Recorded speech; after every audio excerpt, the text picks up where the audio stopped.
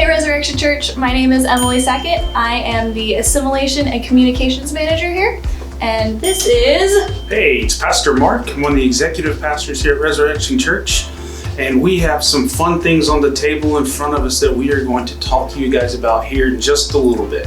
So we're going to talk about why do we want to create an invite culture that becomes a movement inside of Resurrection Church. So why do we invite people to church? Why is it so important that we have an invite culture? Is it just to grow and get more numbers? That's a really good question.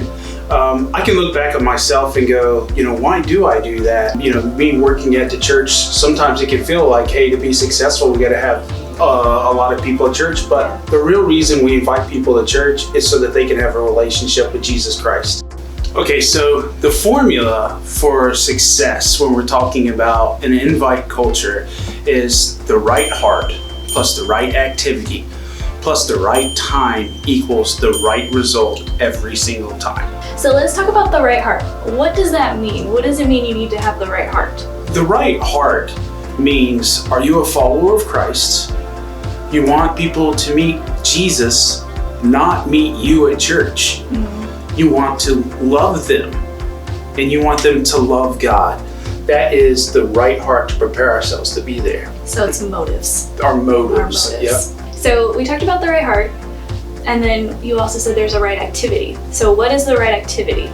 It's a good question. So the right activity is not just inviting. It's actually we want to invite people to show them what the love of God actually looks like. What we need to remember is faithful obedience is our responsibility, but the right outcomes, that is actually God's responsibility. We are not in control of the outcome, the environment, or the people.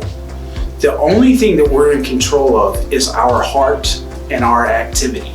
That kind of makes it easier to invite people. It kind of takes away the scariness of it because it's not our responsibility necessarily. The pressure isn't on you to have people show up. It's in God's hands. So that's how we can say the right outcome every time, because the outcome is God's, and whatever He chooses is the right outcome. So we want to make sure here at Resurrection Church that our leaders go first in everything that we do. So our staff came up with this idea. We actually have a goal of 520 people that our staff is going to invite before Easter to church. And so we have these jars that we created. We have our faithful obedient jar, and we have our outcome jar. So on Tuesdays during our staff meetings, our staff will come in from the week and they'll grab a couple of these stones for everyone that they've invited,